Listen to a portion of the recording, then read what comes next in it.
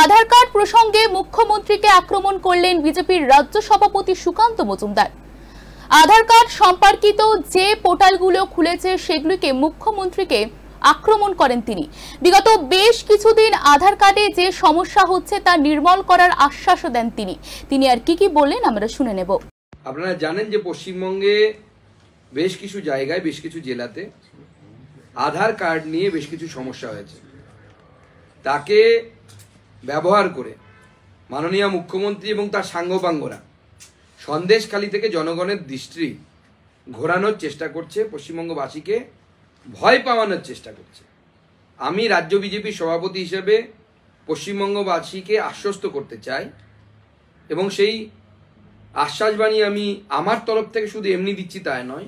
আজ সকাল 11টা থেকে মাননীয় রেলমন্ত্রীর সাথে, যিনি আইটি মিনিস্টারও, যার আন্ডারে আধারের এই কাজ হয়, তাদের সাথে কথা বলে, আধারের যিনি মূল দায়িত্বে আছেন সেই সেক্রেটারির সাথে কথা বলে আমি পশ্চিমবঙ্গের যাদের আধার কার্ড সোকল ডিঅ্যাক্টিভেশন হয়েছে বলে যাদের প্রচার করা হচ্ছে তাদেরকে আশ্বস্ত করছি, কারো ভয় পাওয়ার, বিন্দুমাত্র ভয় পাওয়ার কোনো কারণ নেই।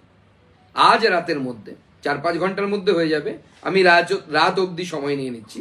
সমস্ত ডিঅ্যাক্টিভেটেড আধার কার্ড, সোকল ডিঅ্যাক্টিভেটেড আধার কার্ড অ্যাক্টিভেট হয়ে যাবে। কোনো আধার কার্ড বাতিল হয়নি, বাতিল হবে না। মাননীয় মুখ্যমন্ত্রী এটি পোর্টাল খুলেছেন নাকি শুনতে পাচ্ছি। কোনো পোর্টালে কোনো অভিযোগ জানানোর প্রয়োজন নেই। যদি আজ রাতের পরেও কারো আধার কার্ড ডিঅ্যাক্টিভেট থাকে, তিনি স্থানীয় বিজেপি পার্টি অফিসে যোগাযোগ করুন। আমরা দায়িত্ব নিচ্ছি আপনাদের আধার কার্ডকে অ্যাক্টিভেট করে দেওয়ার জন্য। আরও অফিসে যোগাযোগ করলেও হবে, কিন্তু আরও অফিস কলকাতাতে আছে এবং উড়িষ্যাতে আছে, ঝাড়খণ্ডে আছে। তো স্বাভাবিকভাবে সব জায়গায় হয়তো আপনারা যোগাযোগ করতে নাও পারতে পারেন। আপনাদের সেই আরও অফিসের সাথে যোগাযোগের ব্যবস্থা আমরা ভারতীয় জনতা পার্টির সাথে করে দেব, কিন্তু কারো কোনো প্রয়োজন নেই।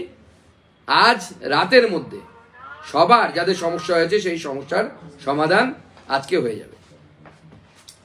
সমস্যা হলো কেন, মানে কি কারণ? টেকনিক্যাল সমস্যা হয়। আপনি জানেন পশ্চিমবঙ্গে প্রচুর মানুষ উদ্বাস্তু হয়ে এখানে এসেছে।